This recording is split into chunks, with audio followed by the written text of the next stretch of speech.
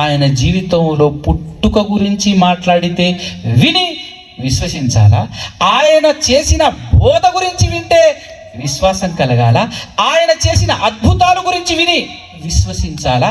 ఏమి వింటే విశ్వాసం వస్తుంది? ఏమి వినాలి? క్రీస్తు గురించే ఇవన్నీ కూడా.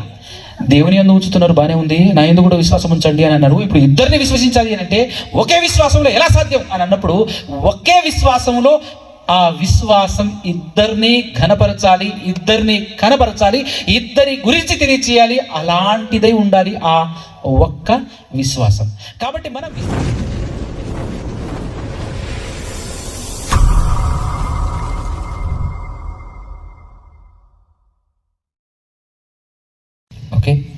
మొదటగా మన అందరి కన్న తండ్రి, సమస్త సృష్టిని సృష్టించిన ఆ ఏకైక దేవదేవునికి, ఆయన కుమారుడు, ఈ లోక రక్షకుడు, మనుషులందరి కొరకు ప్రాణం పెట్టిన యేసుక్రీస్తు ప్రభుల వారి ద్వారా పరిశుద్ధాత్మ సహాయముతో స్తుతి స్తోత్రాలు కృతజ్ఞతాస్తుతులు చెల్లించుచున్నాను. అదేవిధంగా ఆయన మాటలు వినాలి, విన్న మాటలను హృదయంలో బదిలపరుచుకోవాలి, వాటి ప్రకారంగా ఈ లోకంలో బ్రతకాలి, బ్రతికి దేవుడున్న మహాలోకానికి చేరాలి అనే ఆలోచన, ఆశ కలిగి వచ్చి కూర్చున్నటువంటి మీ అందరికీ కూడా క్రీస్తు పేరిటనే అనేక శుభములు, వందనాలు తెలియజేస్తూ ఉన్నాను.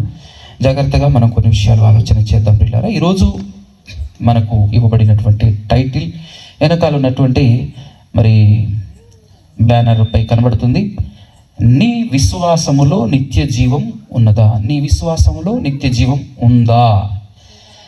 నీకు ఒక విశ్వాసం ఉంటుంది, ఆ విశ్వాసం నిన్ను నిత్యము జీవింపజేయగలదా, నిత్యము నిన్ను బ్రతికింపగలదా అనేటటువంటి మీనింగ్తో కూడినటువంటి టైటిల్ వెనకాల కనబడుతుంది. ఈ టైటిల్ చూసి మనం ఆనందపడాల్సినటువంటి విషయం ఏంటో తెలుసా? మనం చాలా సంతోషించాల్సినటువంటి విషయం ఏంటో తెలుసా? ప్రపంచంలో ఆరిన నేల మీద ఎన్నో మతాలు ఉన్నాయి, ఎన్నో దేశాలలో ఎన్నో మతాలు ఉన్నాయి. ఏ ఒక్కరూ ఇలాంటి టైటిల్ ఆలోచించరు. ఎందుకు అని అంటే, విశ్వసిస్తే, విశ్వాసం ఉంచితే నిరంతరం బ్రతుకుతామా, నిత్యము జీవిస్తామా అనేటటువంటి ఆలోచన వేరే ఏ మతంలోనైనా ఉందా? ఏమంటే వేరే ఏ మతంలోనైనా ఉందా చెప్పండి? ప్రపంచంలో ఎన్ని మతాలున్నా, ఎన్ని రకాలైనటువంటి ధర్మాలు ఉన్నా, మన క్రైస్తవ్యం ఒక్కటే విశ్వాసముగా పిలువబడతా ఉంది. ఏమిగా? విశ్వాసముగా పిలువబడుతుంది. క్రైస్తవ్యం మతమా విశ్వాసమా అండి? ఏమండి, క్రైస్తవ్యం మతమా విశ్వాసమా? ఒకసారి మీరందరూ బైబిల్ ఓపెన్ చేసేసి గలతీయులకు రాసినటువంటి పత్రిక 1వ అధ్యాయం 23వ వచనం ఒకటి చదివి చూపించండి. గలతీయులకు రాసినటువంటి పత్రిక 1వ అధ్యాయం 23వ వచనం. మునుపు మనలను హింస పెట్టినవాడు, మునుపు అంటే ముందు మనలను హింస పెట్టినవాడు, తాను పూర్వమందు పాడు చేయుచూ వచ్చిన మతమును ప్రకటించుచున్నాడను మతమును ప్రకటించుచున్నాడు అని ఉంది అక్కడ. ఎవరి గురించి మాట్లాడుతున్నారంటే, క్రైస్తవులుగా పిలువబడినటువంటి వారు పౌలు గారి గురించి మాట్లాడుతూ పలకబడినటువంటి మాట అండి అది. మతము అన్న దగ్గర 4 అని అంకి ఉంది, కింద ఫుట్ నోట్ లో దానికి ఏమి రాశాడు వచ్చాడో చూడండి ఒకసారి. విశ్వాసము లేక విశ్వాసం అంటే ఇప్పుడు విశ్వాసము లేక అదే మతము లేక విశ్వాసము, విశ్వాసమే కదా. అంటే పైన ఉన్నటువంటి మతాన్ని, మతము అనే పేరుని మనం తీసుకోవాలా, కింద ఉన్న విశ్వాసం అని తీసుకోవాలా చెప్పండి? విశ్వాసం కదా, విశ్వాసమే కదా. క్రైస్తవ్యం అనేది ఏమిటి? విశ్వాసం. క్రైస్తవ్యం అనేది విశ్వాసం. విశ్వాసం ప్రపంచంలో ఉన్నటువంటి ఎన్ని మతాలున్నా కూడా చెప్తున్నాను, జాగ్రత్తగా వినండి. ప్రతి మతంలో ఉన్నటువంటి వారు ఖచ్చితంగా ఇదిగో ఈ విశ్వాసం దగ్గరికి రావాలి. ఖచ్చితంగా ఈ విశ్వాసం దగ్గరికి రావాలి. ఎందుకంటే ఈ విశ్వాసమే మనిషి యొక్క జన్మకు ఒక అర్థం ఇస్తుంది. మనిషి ఎందుకు పుట్టాడో, మనిషి ఎందుకు బ్రతకాలో, మనిషి చనిపోయిన తర్వాత మరొక జీవితం ఉంది. ఆ జీవితం యుగయుగాలు తరతరాలు బ్రతికే జీవితము, చావేలేనటువంటి ఆ జీవితము ఈ లోకములో ఏ మనిషికైనా కావాలి అని అంటే ఆ మనిషి ఖచ్చితంగా ఎక్కడికి రావాలో తెలుసా? ఇదిగో విశ్వాసం దగ్గరికి రావాలి, విశ్వాసం దగ్గరికి రావాలి. అర్థమవుతుందండి? ఈ లోకంలో చాలామంది బయట ఉన్నటువంటి మతాలు కలిగినటువంటి వారు మాట్లాడుతున్నటువంటి మాట ఏంటంటే, మాకు విశ్వాసాలు ఉన్నాయి, మాకు కూడా అనేకమైనటువంటి ధర్మాలు ఉన్నాయి అని మాట్లాడుతున్నారు కదా. ఈ రాత్రి ఒక నిజం చెప్తాను, వినండి. మీరందరూ జాగ్రత్తగా వినండి. ఒక నిజం, అద్భుతమైన నిజం చెప్తాను. జనరల్గా బయట కనబడుతున్నటువంటి మతాలు, ఒక ఇస్లాం మతం, ఒక హైందవ మతం, ఒక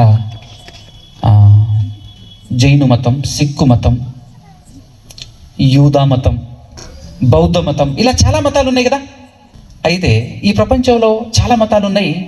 నేను పలానా మతానికి చెందినటువంటి వాడిని, నేను పలానా వర్గానికి చెందినటువంటి వాడిని, లేదంటే నేను పలానా విశ్వాసానికి చెందినటువంటి వాడిని అని మాట్లాడుకుంటున్నారు కదా. అయితే ఒక నిజం, ఒక తిరుగులేని నిజం ఏం చెప్తున్నాను అంటే, ఎవ్వడూ కూడా ఆయా మతంలో నేను పలానా మతానికి చెందిన వాడిని అని చెప్పుకున్నప్పటికీ కూడా ఏ ఒక్క వ్యక్తి దాన్ని అనుసరించి బ్రతకట్లేదు, అనుసరించడు కూడా. ఇది నిజం, పబ్లిక్గానే చెప్తున్నాను. ఒక ఇస్లాం సహోదరుడు ఉంటాడు, పాటించడు, అనుసరించడు. వైదిక మతస్థుడు ఉన్నాడు, అతనికి ఎన్నో గ్రంథాలు పుస్తకాలు ఉన్నప్పటికీ అనుసరించి బ్రతకడు, అనుసరించడు. ఏ మతంలో ఉన్నటువంటి వాడు అయినప్పటికీ కూడా మనిషి ఆ మతాలను అస్సలు అనుసరించడు. ఇప్పుడు ఇక్కడ మనం కూడా పరిశీలించుకోవాలి కదా. ఇప్పుడు మనం క్రైస్తవ్యం, విశ్వాసంలో మనం ఉన్నాము, క్రైస్తవులం అని చెప్పుకుంటున్నటువంటి మనం అనుసరిస్తున్నామా? కానీ ఒకటి ఏంటంటేనండి, ఏ మతస్థుడైనా సరే ఒక ధర్మాన్ని అనుసరిస్తున్నాడు, ఖచ్చితంగా తూచా తప్పకుండా ఒక ధర్మాన్ని అనుసరిస్తాడు. ఏ మతంలో అయితే ఉన్నాడో ఆ మతాన్ని అనుసరించడు, కానీ ఒక ధర్మాన్ని అనుసరిస్తాడని చెప్తున్నాను నేను. ఈవెన్ మన క్రైస్తవ్యములో ఉన్నప్పటికీ కూడా ఈరోజు క్రైస్తవులు, హైందవులు, ముస్లిమ్స్లు, జైనులు, సిక్కులు, ఇలాంటి ఎన్ని మతాల పేర్లు పెట్టుకొని మనుషులు బ్రతుకుతున్న భూమి మీద వాళ్ళందరూ ఏ మతాన్ని, ఏ విశ్వాసాన్ని పాటించరు, అనుసరించరు. కానీ వాళ్ళు అనుసరిస్తున్న ఏకైక ధర్మం ఒకటి ఉంది. ఆ ధర్మం ఏమిటో తెలుసా మీకు? ఆఖరికి మీరు కూడా అనుసరిస్తున్నటువంటి ఒక ధర్మం ఉంది. చాలామంది మేము క్రైస్తవులు మన చర్చికి వస్తుంటారు కానీ బైబిల్ని ఏం అనుసరించరు. వీళ్ళు కూడా ఒక ధర్మాన్ని అనుసరిస్తున్నారు. ఏంటి ఆ ధర్మం? దాన్నే ప్రపంచ ధర్మం అని చెప్పింది బైబిల్. ఏ ధర్మం? ప్రపంచ ధర్మం అని చెప్పిందండి. ఆ ప్రపంచ ధర్మం ఏంటో తెలుసా మీకు? నిజంగా ఇక్కడ ఉన్నటువంటి మీరందరూ కూడా పరిశీలించుకోండి. ఒరే, ఇప్పటి వరకు మనం కూడా అదే ధర్మాన్ని పాటించుకుంటూ, అదే ధర్మాన్ని అనుసరించుకుంటూ బ్రతికాము మనము అనే విషయం మీకు ఇప్పుడు అర్థమవుతుంది. చూడండి జాగ్రత్తగా. ఎఫెసీయులకు రాసినటువంటి పత్రిక 2వ అధ్యాయము, ఎఫెసీయులకు రాసినటువంటి పత్రిక 2వ అధ్యాయము 2వ వచనం నుంచి చూడండి, లేదంటే 1 నుంచే చూడండి, చూద్దాం. మీ అపరాధముల చేతను, మీరు మీ అపరాధముల చేతను, పాపముల చేతను మీరు చచ్చిపోయి ఉన్నప్పుడు, చచ్చిన వారై ఉండగా ఆయన మిమ్మును క్రీస్తుతో కూడా బ్రతికించెను. ఆయన అంటే ఎవరు? దేవుడు క్రీస్తుతో కూడా మిమ్మును బ్రతికించెను, మిమ్మును బ్రతికించెను. మీరు వాటిని చేయుచు వాయుమండల సంబంధమైన వాటిని చేయుచు అని అంటే వాటిని అంటే వేటిని? పాపములను, అపరాధములను చేయుచు, వాటిని చేయుచు. వాయుమండల సంబంధమైన అధిపతి, బాగా వినండి, వాయుమండల సంబంధి అయిన అధిపతిని అనగా అవిధేయులైన వారిని ఇప్పుడు ప్రేరేపించు శక్తికి అధిపతిని అనుసరించి ఈ ప్రపంచ ధర్మము చొప్పున. ఏమంటే అర్థమవుతుందా? ఈ ప్రపంచ ధర్మము చొప్పున మునుపు నడుచుకొంటిరి. మునుపు అంటే ఇప్పుడు యేసుక్రీస్తును నమ్మి, యేసుక్రీస్తు ద్వారా లేదా దేవుడు యేసుక్రీస్తు ద్వారా మనల్ని బ్రతికించిన తర్వాత, క్రీస్తుతో పాటు మనల్ని బ్రతికించాడు. బ్రతికించక ముందు మనమందరము ఏం చేసేవాళ్ళమట? ఈ ప్రపంచ ధర్మము చొప్పున నడుచుకునేవారమట. ఈ ప్రపంచ ధర్మము చొప్పున. ఇంతకు ఈ ప్రపంచ ధర్మం అంటే ఏంటి? మీరు అనుకుంటుండొచ్చు ఏమని అంటే, మేము క్రీస్తులోనికి రాకముందు ఒక వైదిక మతంలో ఉన్నాము. ఇప్పుడు హిందూ మతంగా పిలువబడతా ఉన్నటువంటి మతమే వైదిక మతం, అందులో ఉన్నాము. సో ఆ ధర్మాన్ని పాటిస్తున్నామని చెబుతున్నాడేమో అని అనుకుంటున్నారేమో. పొరపాటు, నేను అదిగా చెప్తున్నది. ఇప్పటికీ కూడా హైందవ ధర్మంలో ఉన్నటువంటి వాళ్ళు ఉన్నారు. అయినప్పటికీ వాళ్ళెవరూ కూడా ఆ ధర్మాన్ని ఎవరు పాటించట్లేడు. వాళ్ళు సైతం, మనము సైతం, ఇప్పటికీ కూడా చాలా మంది క్రైస్తవులు సైతం పాటిస్తున్న ఏకైక ధర్మం అని చెప్పాను కదా, అదే ప్రపంచ ధర్మము అన్నాను కదా. ఇక్కడ బైబిల్ కూడా చెప్తుంది కదా ప్రపంచ ధర్మం. ఇంతకు ప్రపంచ ధర్మం అంటే ఏంటి? ప్రపంచ ధర్మం అంటే ఏంటి చూడండి ఒకసారి. వారితో కలిసి మనమందరమును ప్రపంచ ధర్మము చొప్పున అంటే మునుపు నడుచుకుంటేమి, వారితో కలిసి మనమందరము శరీరము యొక్కయు మనస్సు యొక్కయు కోరికలను నెరవేర్చుకొనుచు మన శరీరాశలను అనుసరించి. ప్రపంచ ధర్మం అంటే ఏంటో అనుకుంటున్నారా? ప్రపంచ ధర్మం అంటే ఏంటో కాదండి. నీ మనసు యొక్క కోరికలు, నీ శరీరం యొక్క కోరికలు నెరవేర్చుకొనుచు బ్రతుకుతావే తప్ప ఏదో నామకే వాస్తా నేను ఫలానా ధర్మానికి చెందినవాణ్ణి అని చెప్పుకుంటావు అంతే. అవునా కదా? నిజమేనా కదా? ఎవరినైనా నిలబెట్టి నిలదీసి అడుగు, అతను ఏ మతస్థుడైనా సరే. ఏమినైనా నువ్వు అనుసరిస్తున్నావు అనంటే నిజంగా చెప్పాలంటే కొంతమంది అయితే వాళ్ళ మతాలకు ఉన్నటువంటి గ్రంథాలు ఎట్టున్నాయో, లోపల ఎలాంటి రూల్స్ ఉన్నాయో, ఎలాంటి ధర్మాలు, ఎలాంటి నియమాలు ఉన్నాయో కూడా తెలియదు వాళ్ళకు. వాళ్ళు నడిచేది ఒకే ఒక్కటి, వాడి మనసు ఏం చెప్తుందో అది. వాడి శరీర కోరికల చొప్పున నడుచుకుంటూ ఉంటాడు, వారి మనస్సు నడిపించిన విధానంలో నడుస్తూ ఉంటాడు. వాడికి మనసుకు ఎవరో అమ్మాయి నచ్చింది, ఇంట్లో భార్య ఉండనే ఉంటుంది. ఒరే ఇది చెయ్యొద్దురా అని గ్రంథంలో ఉంటుంది. గ్రంథంతో నాకేం పని? నా ధర్మం ఉందొకటి. ఏంటి ఆ ధర్మం? ప్రపంచ ధర్మం. దాన్నే ప్రపంచ ధర్మం అని దేవుడు బైబిల్లో పేరు పెట్టాడు. కానీ ప్రపంచ ధర్మం అంటే అర్థం కాదు కదా, నీట్గా ఎక్స్ప్లెనేషన్ చేస్తా ఉన్నాడు ఇక్కడ. ఏంటి? తన శరీరము యొక్కయు మనసు యొక్కయు కోరికలను నెరవేర్చుకొనుచు మన శరీరాశలను అనుసరించి మునుపు ప్రవర్తించుచు. ఏమంటే అర్థమవుతుందండి మీకు? దాదాపు మనం కూడా అట్టనే ఉన్నాం కదా. ఇప్పుడు ఆలోచించుకోండి ఒకసారి.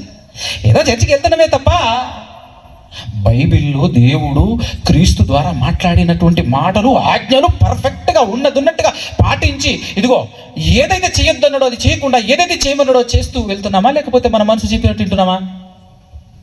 మన మనసు చెప్పినట్టు వింటున్నామా? చెప్పండి ఒకసారి ఆలోచించండి. బైబిల్లో ఎట్టున్నా నా మనసు చెప్పినట్టే వింటా నేను, కానీ బైబిల్లో ఉన్నట్టు ఎందుకు వింటా నేను? అటుండొచ్చబ్బా బైబిల్లో ఉండని, కానీ నా మనసు మాత్రం ఇలా చేయమంటుంది, నా మనసు అలా చేయమంటుంది అని చెప్పేసి మనసును అనుసరించి బ్రతుకుతామే తప్ప బైబిల్ని అనుసరిస్తాము. ఏమండి? అసలు గొడవ ఇక్కడే, అసలు సమస్య ఇక్కడే. ఎవడి గ్రంథాన్ని అనుసరించట్లా. మరి ఏం అనుసరిస్తున్నాడు అని అంటే క్లారిటీ అయిందా లేదా? నిజమా కదా? ఒకసారి చేతులు చెప్పండి, నిజమా కదా? ఇది మీ మనస్సాక్షితో మీరు సమాధానం చెప్పే ప్రయత్నం చేయండి. నిజమా కదా? ఇది నిజమే కదా? నమ్ముకోవటం, విశ్వసించటం అంటే ఏంటో అర్థం కావాలి మనకు. విశ్వసించటం అంటే ఏంటో అర్థం కావాలి. విశ్వాసం దగ్గరికి వచ్చాము కానీ విశ్వసించలే మనం. విశ్వసించటం, నమ్మటం ఎలా ఉంటుందో ఒక్క మాట ఒక్కసారి సామెతల గ్రంథం 3వ అధ్యాయము 5-6 వచనాలు చదవండి. సామెతల గ్రంథం 3వ అధ్యాయం 5-6 వచనాలు చదవండి పిల్లలు ఒకసారి. నీ స్వబుద్ధిని ఆధారం చేసుకొనక. ఏమి ఆధారం చేసుకోకూడదు అంటున్నాడు? నీ స్వబుద్ధిని అంటే ఏంటో? అంటే ఏంటి? నీ స్వబుద్ధిని ఆధారము చేసుకోకు అంటున్నాడు. అంటే అర్థం ఏంటి? నీ మనసును నమ్ముకోకురా అంటున్నాడు. అవునా? నీ మనసును నమ్ముకోకు, నీ మనసు చెప్పినట్టు నడవకు, నీ మనసు మాట వినకు, నీ స్వబుద్ధిని ఆధారము చేసుకొనక నీ పూర్ణ హృదయముతో 100% నీ పూర్ణ హృదయముతో యెహోవాయందు నమ్మకముంచుము. యెహోవాయందు నమ్మకముంచుము. యెహోవాయందు నమ్మకము ఉంచుము. యెహోవా అంటే ఉన్నవాడు, చావు పుట్టుకలు లేనివాని యందు విశ్వాసముంచు నాయనా అంటున్నాడు. ఉన్నవాడైనటువంటి దేవుని యందు విశ్వాసముంచుము. ఎలా? నెక్స్ట్ కండిషన్, నీ ప్రవర్తన అంతటి యందు. ఇది బాగా క్యాచ్ చేయాలి మీరు, ఇది అర్థం కావాలి. ఉదయం లేచినప్పటి నుంచి పడుకునేంత వరకు, వారానికి 7 రోజులు, నెలకు 30 రోజులు, సంవత్సరానికి 365 రోజులు, జీవిత కాలంలో నీ మొత్తం మొత్తం దినాలలో నీవు ప్రవర్తించే ప్రవర్తన అంతటిలో నువ్వేం చేయాలట? ఆయన అధికారమునకు ఒప్పుకొనుము. ఒప్పుకో. నీ మనసు నిన్ను అధికారం చెలాయించకూడదు. నీపైన నీ మనసు అధికారం చెలాయించకూడదు. నీ మనసు చెప్పినట్టు నువ్వు నడవకూడదు. నీ మనసుకు తోచినట్టు నువ్వు నడవకూడదు. నువ్వు ప్రయత్నం చేయకూడదు. దేవుని అధికారానికి నువ్వు లోబడాలి. దేవుని అధికారానికి ఏం చేయాలట? ఒప్పుకొనుము. ఒప్పుకో. దేవుని అధికారాన్ని ఒప్పుకొని ఒప్పుకుంటే అప్పుడు ఆయన నీ త్రోవలను సరళం. ఆయన అప్పుడు అనే మాట గుర్తుపెట్టుకోండి. అప్పుడు అలా నువ్వు ఉంటే అప్పుడు నీ త్రోవలు ఆయన సరళము చేయును. ఎవరు? దేవుడు సరళం చేస్తాడంట. త్రోవలు అంటే, త్రోవ అంటే ఏంటండి? మార్గము. మార్గం అంటే ఏంటండి? దారి. ఇక్కడి నుంచి రాదు. దారి. దారి అంటే ఏంటండి? పోయి నన్ను చెప్పమంటారా? మార్గం అంటే ఏంటో నేను చెప్పనా? మార్గం అంటే క్రైస్తవ్యం. ఇప్పుడు అర్థమైందా? ఇప్పుడు చెప్పండి, మార్గం అంటే ఏంటి? క్రైస్తవ్యం. క్రైస్తవ్యం అనేది ఒక మార్గమా కదా? క్రైస్తవ్యం అనేది మార్గం. ఎక్కడికి మార్గము? పరలోకానికి, దేవుని యొద్దకు మార్గం. పరలోకం వెళ్ళటానికే కదా ఈరోజు చర్చికి వెళ్తుంది అందరూ. ఏమండి? నిత్య జీవం, పరలోకం కావాలనే కదా అందరూ చర్చికి వస్తున్నది. ఇక్కడ సభకు వచ్చింది కూడా దానికోసమే కదా. అయితే నువ్వు పరలోకం చేరాలంటే నీ మార్గం సరళం కావాలి. నీ మార్గం సరళం కావాలంటే ఏం చేయాలి? ఏమన్నాడు ఇక్కడ? ఏం చేయాలి? నీ సముద్రాన్ని ఆధారం చేసుకోక దేవుని నీ ప్రవర్తన అంతటిలో ఆయన అధికారానికి లోబడు. అప్పుడు వెళ్తావు ఎక్కడికి? అప్పుడు వెళ్తావు ఎక్కడికి? మార్గం స్ట్రైట్ అవుతుంది, లేకపోతే కాదు. అర్థమవుతుందా? ఇదే సామెతల గ్రంథంలో 28వ అధ్యాయము 26వ వచనంలో ఏం చెప్పాడు చూడు ఒకసారి ఒక మాట. ఎవరిని నమ్ముకునేవాడు? తన మనస్సును నమ్ముకునేవాడు. ఇప్పుడు దేవుణ్ణి నమ్మటం ఏంటో అక్కడ చూసాం కదా. దేవుణ్ణి నమ్మటం అంటే ఏంటి? నీ ప్రవర్తన అంతటిలో ఆయన అధికారానికి లోబడాలి. ఆయన అధికారాన్ని ఒప్పుకోవాలి. అది దేవుణ్ణి నమ్మటం అంటే. ఇప్పుడు ఇక్కడ తన మనసును నమ్ముకొను వాడు తన మనసును నమ్ముకొను వాడు బుద్ధిహీనుడు. ఎవరు? గట్టిగా చెప్పండి. బుద్ధిహీనుడు. ఇప్పుడు మనం అందరం ఎవరము? బుద్ధిహీనుడు. ఏమండి? ఇదే నేను చెప్తుంది స్టార్టింగ్ నుంచి. ప్రపంచంలో అందరూ కూడా ఎవరిని నమ్ముకొని బతుకుతున్నారు తెలుసా? తమ మనసును నమ్ముకొని బతుకుతున్నారు. పేరుకే నేను ఫలానా మతం, నేను ఫలానా విశ్వాసం, నాది ఫలానా ధర్మం. చెప్పేటప్పుడు గ్రౌండ్ బద్దలవుతుంటాయి. అబ్బా ఏమన్నా ఎనర్జీతో చెప్తుంటాడా? కానీ అస్సలు అనుసరిస్తాడా? ఎవరిని ఆయన నువ్వు అనుసరిస్తుంది అని చెప్పేసి అంటే డెప్త్గా ఆలోచిస్తే, జాగ్రత్తగా పరిశీలిస్తే ప్రతి మనిషి అనుసరించేది వాడి మనసుని. ప్రతి వ్యక్తి ఎవరిని నమ్ముకొని ఉన్నాడు? మనసును నమ్ముకొని ఉన్నాడు కదా. ఇప్పుడు చర్చికి వెళ్తున్నటువంటి మనం కూడా మన మనసును నమ్ముకొని నడుస్తున్నామేమో ఒక్కసారి ఆలోచించుకోండి. దేవుడు చెప్పిన లెక్కల ప్రకారంగా నడుస్తున్నావా? దేవుని అధికారానికి లోబడి బ్రతుకుతున్నావా నీ ప్రతి ప్రవర్తనలో? లేకపోతే నీ మనసుకు పని చెప్తున్నావా? నీ మనసు చెప్పినట్టు నడుస్తున్నావా? నీ మనసుకు తోచినట్టు నువ్వు సాగుతున్నావా? ఒక్కసారి ఆలోచించుకో. ఈ విధానం మీ ముందు ఎందుకు ఉంచాను అంటే నమ్ముకోవటం అంటే ఏంటో కొంచెం క్లారిటీ రావటం కోసం కదా. నమ్ముకోవటం, విశ్వసించటం అంటే ఏంటో. ఎందుకంటే మన టైటిల్ ఏంటి? నీ విశ్వాసములో నిత్య జీవం ఉన్నదా? విశ్వాసం. ఎందుకు ఈ విశ్వాసాన్ని నిర్మించింది ఎవరో తెలుసా మీకు? ఏమండి? ఈ విశ్వాసాన్ని నిర్మించింది ఎవరు? ప్రపంచానికి ఈ విశ్వాసం అనే మార్గాన్ని వేసింది ఎవరు? చదవండి ఒకసారి. హెబ్రీయులకు రాసినటువంటి పత్రిక 12వ అధ్యాయము 1 నుంచి. హెబ్రీయులకు రాసినటువంటి పత్రిక 12వ అధ్యాయం 1 నుంచి చదవండి. ఇంత గొప్ప సాక్షి సమూహము మేఘము వలె మనలను ఆవరించి ఉన్నందున మనము కూడా ప్రతి భారమును సులువుగా చిక్కులబెట్టు పాపమును విడిచిపెట్టి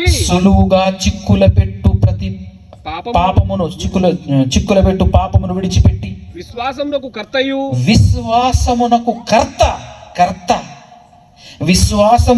కర్తయు దానిని కొనసాగించువాడునైన యేసు వైపు చూచుచు మన ఎదుట ఉంచబడిన పందెములో ఓపికతో పరిగెత్తుదము అంటే పరుగు పందెం అని చెప్తున్నాడు. క్రైస్తవ్యం అనేది ఏ పందెం? ఇది పరుగు పందెము. ఆ పందెములో ఖచ్చితంగా పరుగులు తీయాలి. అందుకోసమే క్రైస్తవ్యాన్ని మార్గం అని అన్నాడు. ఎందుకంటే మార్గం అనగానే మార్గంలో నివాసం చేయం, మార్గంలో సెటిల్ అవ్వం.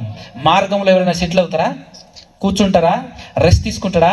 మార్గం అని అంటేనే మనకు అర్థం కావాలి, ఇది వే, జర్నీ, ప్రయాణం. క్రైస్తవ్యం ప్రయాణం. ఎక్కడికి ప్రయాణం? పరలోకానికి ప్రయాణం. అర్థమవుతుందా?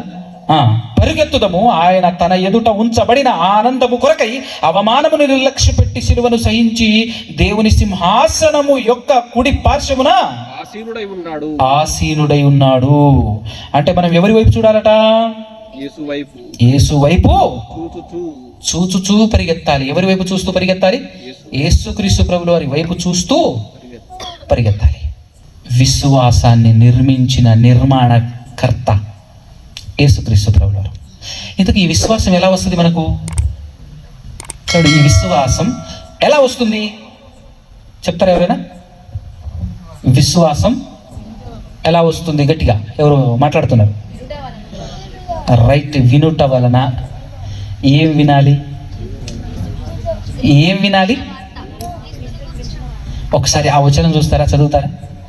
రోమిలకు రాసినటువంటి పత్రిక 10వ అధ్యాయం 17వ వచనం ఒక్కసారి చదవండి. కాగా వినుట వలన విశ్వాసము కలుగును.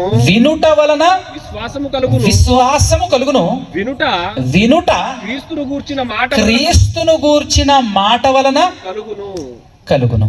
వినుట ఏం వినాలట? క్రీస్తును గూర్చిన మాట వినాలట. బాగా వినండి జాగ్రత్తగా. ఇక్కడ చాలా పర్టికులర్గా నేను మిమ్మల్ని ముందుకు తీసుకెళ్తాను. క్రీస్తును గురించినటువంటి మాట వింటే విశ్వాసం కలుగుతుంది అని అన్నారు కదా. ఇప్పుడు క్రీస్తును గురించినటువంటి మాట, ఏ మాట వినాలి? స్ట్రక్ అయిపోతాం ఇక్కడ మనం. క్రీస్తుని గురించే వినాలి, కానీ ఏ మాట వినాలి? ఆయన జీవితంలో పుట్టుక గురించి మాట్లాడితే విని విశ్వసించాలా? ఆయన చేసిన బోధ గురించి వింటే విశ్వాసం కలగాల? ఆయన చేసిన అద్భుతాల గురించి విని విశ్వసించాలా? ఏం వింటే విశ్వాసం వస్తుంది? ఏమి వినాలి? క్రీస్తు గురించే ఇవన్నీ కూడా. వినుట వలన విశ్వాసం కలుగుతుంది అని అన్నాడు, బాగుంది. ఏమి వింటే విశ్వాసం కలుగుతుంది అంటే క్రీస్తు గురించి వింటే విశ్వాసం కలుగుతుంది అని అన్నప్పుడు క్రీస్తు గురించి ఏం వినాలి? ఆయన ఎలా పుట్టాడో ఆయన పుట్టుక గురించి వినాలనా? ఆయన ఎలా బ్రతికాడో బ్రతుకు గురించి వినాలనా? ఆయన ఎలా సూచక క్రియలు అద్భుతాలు చేశాడో వినాలనా? ఆయన తన జీవిత కాలంలో 3.5 సంవత్సరాలు చేసిన బోధ గురించి వినాలనా? ఏది వినాలి? ఏది వింటే వస్తుంది విశ్వాసము? చెప్పగలరా ఒకసారి? ఏం వింటే విశ్వాసం వస్తుంది? అసలు యేసుక్రీస్తు ప్రభుల వారి గురించి ఏం వింటే వస్తుంది? యేసుక్రీస్తు ప్రభుల వారి గురించినటువంటి విషయం ఏం వింటే వస్తుందో క్లారిటీ ఉందా? నాకు తెలిసి లేదనుకుంటా. క్రైస్తవ్యానికి ఈ క్లారిటీ లేదు. క్రైస్తవ్యానికి లేకపోతే బయట నుంచి వస్తుంది ఏమండి? అవునా కదా? ఏం వినాలి? నేను ఇన్ని ఆప్షన్స్ ఇచ్చినా ఆ ఆప్షన్లో ఈ ఆప్షన్ ఇవ్వలే నేను. ఆయన మరణం గురించి వినాలనా? ఆయన పుట్టుక గురించి వినాలనా? ఆయన చేసిన అద్భుతాల గురించి వినాలనా? దేని గురించి వినాలి చెప్పండి? ఆయన బోధ గురించి వినాలనా? ఆయన మరణించి తిరిగి లేపబడిన విషయాన్ని వింటేనే ఏమొస్తుంది? విశ్వాసం. అదనమాట. అదే సువార్త వినాలి. సువార్త అంటే ఏంటి? చదవండి ఒకసారి. 1 కొరింథీయులకు రాసినటువంటి పత్రిక 15వ అధ్యాయం. కొరింథీయులకు పత్రిక రాస్తూ ఆయన మాట్లాడుతున్నటువంటి మాట 15వ అధ్యాయం 1వ వచనం నుంచి, మరియు సహోదరులారా నేను మీకు ప్రకటించిన సువార్తను మీకు తెలియపరచుచున్నాను. మీరు దానిని అంగీకరించితిరి, దాని యందే నిలిచి ఉన్నారు. మీ విశ్వాసం వ్యర్థమైతేనే గాని నేను ఏ ఉపదేశ రూపముగా సువార్త మీకు ప్రకటించితునో ఆ ఉపదేశమును మీరు గట్టిగా పట్టుకొని ఉన్న ఎడల ఆ సువార్త వలననే మీరు రక్షణ పొందువారై ఉందురు. చూసారా? యేసుక్రీస్తు ప్రభుల వారి యొక్క జీవితం మొత్తంలో ఏ సంఘటన వల్ల ప్రపంచానికి రక్షణ వచ్చింది? ఏ సిచ్యువేషన్, ఏమి జరిగినందుకు ఎక్కడ మనకు రక్షణ కలిగింది? ఆయన జీవితంలో ఎన్నో సంఘటనలు జరిగినాయి. అందులో ఏ సంఘటన ప్రపంచానికి వెలుగునిచ్చింది? జనరల్గా యేసుక్రీస్తు ప్రభుల వారు భూలోకానికి ఎందుకు వచ్చాడో తెలుసా మీకు? ఒక్కసారి ఆయన ఎందుకు వచ్చాడో ఒక 2-3 రిఫరెన్స్ చూపిస్తాను కొంచెం అవగాహన కోసం. దాంతోపాటు మనకు ఒక అద్భుతమైనటువంటి విషయం అర్థమవుతుంది. అసలు ఆయన ఎందుకు వచ్చాడు అని అన్నప్పుడు యేసుక్రీస్తు ప్రభుల వారు పుట్టిన తర్వాత పసిబాలుడుగా ఉన్నప్పుడు 8 రోజులకి దేవాలయానికి తీసుకెళ్తారు. యెరూషలేము దేవాలయానికి తీసుకెళ్తారు. అప్పుడు అక్కడ ఆత్మపూర్ణుడైనటువంటి ప్రవక్త ఉంటాడు. ఆ ప్రవక్త పేరు సుమియోను గారు. ఆ సుమియోను గారు ఆ పసి బాలుణ్ణి చేతిలోనికి తీసుకొని దేవుణ్ణి ప్రార్థిస్తూ ప్రార్థిస్తూ పలికినటువంటి మాటలు లూకా సువార్త 2వ అధ్యాయంలో 29వ వచనం నుంచి ఒక్కసారి చూడండి. లూకా సువార్త 2వ అధ్యాయం 29వ వచనం నుంచి చూడండి. నాథా ఇప్పుడు నీ మాట చొప్పున ప్రార్థన చేస్తున్నాడు ఆయన. నాథా ఇప్పుడు నీ మాట చొప్పున సమాధానముతో నేను నీ దాసుని పోనిచుచున్నా, సమాధానంతో నీ దాసుని పోనిచుచున్నావు అని అంటే దేవుడు ఆయనకు ఒక వాగ్దానం ఇచ్చాడు. ఏంటి ఆ వాగ్దానం అని అంటే, పిల్లల్ని కంట్రోల్ చేయండి అమ్మా. ఆ వాగ్దానం ఏంటి అని అంటే, అయ్యా నువ్వు నేను పంపించేటటువంటి మెస్సియను, నేను ప్రపంచాన్ని రక్షించబోతున్నాను, ఒక రక్షకుడిని పుట్టించి ఆ రక్షకుడిని నువ్వు కన్నులారా చూసేంత వరకు నీకు చావు రాదు అని ఒక వాగ్దానం చేసినాడు. ఆ సమయం వచ్చింది, లోకరక్షకుడు పుట్టాడు. పుట్టినప్పుడు ఆయన దగ్గరకు వచ్చి ఆయన ప్రార్థన చేస్తున్నటువంటి మాట అన్నమాట ఇది. నాథా ఇప్పుడు నీ మాట చొప్పున సమాధానముగా నన్ను పోనిచ్చుతున్నావు, అన్యజనులకు నిన్ను బయలుపరచుటకు. బాగా వినండి మాట, జాగ్రత్తగా వినండి మాట. ప్రతి ఒక్కరు బైబిల్లో తొంగి చూడండి జాగ్రత్తగా. ఏమన్నాడు? అన్యజనులకు అన్యజనులకు అంటే ఎవరండి? అన్యజనులు ఎవరు చెప్పండి? ఆ కాలంలో అన్యజనులు ఎవరు? ఆ కాలంలో ఈ మాట మాట్లాడుతున్నప్పటికీ ఎవరు అని అంటే, ఇశ్రాయేలీయుల 12 గోత్రీకర్తలు ఉన్నారే వాళ్ళు తప్ప మిగతా ప్రపంచంలో ఉన్నటువంటి వాళ్ళందరూ కూడా ఎవరు? అన్యజనులే. అంటే మిగతా ప్రపంచ ప్రజలందరికీ ఏం చెప్పడానికి వచ్చాడు? నిన్ను బయలుపరచుటకు, దేవుణ్ణి బయలుపరచు. అంటే నిన్ను బయలుపరచుటకు వెలుగుగాను నీ ప్రజలైన ఇశ్రాయేలుకు మహిమగాను, నీ ప్రజలైన ఇశ్రాయేలీలకు మహిమగాను, నీవు సకల ప్రజల ఎదుట సిద్ధపరిచిన నీ రక్షణ నేను కనులారా చూచి, దేవుని రక్షణను నేను కనులారా ఆయన చూడటం జరిగింది. అంటే అక్కడ ప్రపంచ ప్రజలందరికీ ఎవరి గురించి బయలుపరచడానికి వచ్చాడు? దేవుణ్ణి బయలుపరచు. దేవుడెవరో చెప్పటానికి వచ్చాడు, దేవుడెవరో తెలుసుకోవటానికి, ప్రపంచ ప్రజలందరూ దేవుణ్ణి తెలుసుకోవటానికి అని చెప్పేసి ఆయన రావటం జరిగింది. దాంతోపాటు 1 యోహాను పత్రిక 5వ అధ్యాయము 20వ వచనము చదవండి. 1 యోహాను పత్రిక 5వ అధ్యాయం 20వ వచనం చదవండి పిల్లలారా. మనము సత్యవంతుడైన వానిని ఎరగవలెనని అంటే అర్థం ఏంటండి? తెలుసుకోవాలని. ఎవరు? దేవుని కుమారుడు వచ్చి మనకు వివేకము అనుగ్రహించి ఉన్నాడు. అంటే యేసుక్రీస్తు ప్రభువారు, దేవుని కుమారుడు ఎవరు? యేసుక్రీస్తు ప్రభువారు వచ్చి మనకు వివేకం అనుగ్రహించాడట. ఎందుకయ్యా ఈ వివేకము మాకెందుకు అనుగ్రహిస్తున్నావు ఈ వివేకము అంటే, సత్యవంతుడైన వారిని తెలుసుకొనవలెనని. ఇంతకు సత్యవంతుడు ఎవరు అని ఆలోచిస్తే, ఇక్కడ పలానా ఆయన సత్యవంతుడు అంటే పలానా ఆయన అని నేను చెప్పడం కన్నా బైబిల్ చెప్తే బాగుంటుంది. ఒక్కసారి యోహాను సువార్త 3వ అధ్యాయము 33 చదవండి. యోహాను సువార్త 3వ అధ్యాయం 33. ఆయన సాక్ష్యం అంగీకరించిన వాడు, ఆయన సాక్ష్యం అంటే యేసుక్రీస్తు ప్రభువారి యొక్క సాక్ష్యమును అంగీకరించినటువంటి వాడు, దేవుడు సత్యవంతుడు అను మాటకు ముద్ర వేసి ఉన్నాడు. దేవుడు ఎవరట? సత్యవంతుడు అనే మాటకు ముద్ర వేసి ఉన్నాడు. ఎవరైతే యేసుక్రీస్తు ప్రభువారి యొక్క సాక్ష్యం అంగీకరిస్తాడో, అలా యేసు ప్రభు యొక్క సాక్ష్యం అంగీకరించినటువంటి వాడు దేవుడు సత్యవంతుడు అనే మాటకు ముద్ర వేసి ఉన్నాడట. ఇప్పుడు సత్యవంతుడు అంటే దేవుడు. ఇప్పుడు సత్యవంతుడైన వానిని ఎరుగవలని అంటే, దేవుడైన వానిని ఎరుగవలనని దేవుని కుమారుడు వచ్చి మనకు వివేకము అనుగ్రహించి ఉన్నాడు అని తెలియజేస్తా ఉన్నాడు. అర్థమవుతుందా? ఎందుకు యేసుప్రభు రావాలనా దేవుని గురించి చెప్పడానికి అని అంటే, ప్రపంచానికి దేవుడు ఎవరో తెలుసా? తెలియదు. తెలియదు. అందుకోసమే మత్తయి సువార్త 11వ అధ్యాయంలో మాట చెప్తున్నాడు చూడండి. మత్తయి సువార్త 11వ అధ్యాయము 25 లేదంటే 26 నుంచి చూద్దాం. 27 చూస్తే బాగుంటుందేమో చూడండి. సమస్తమును నా తండ్రి చేత నాకు అప్పగింపబడి ఉన్నది, తండ్రి గాక ఎవడునూ కుమారుణ్ణి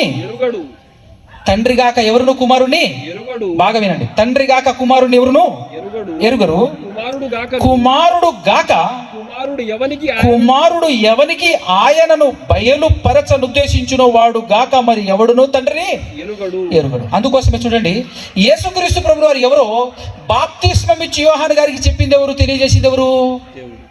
దేవుడు తెలియజేశాడు.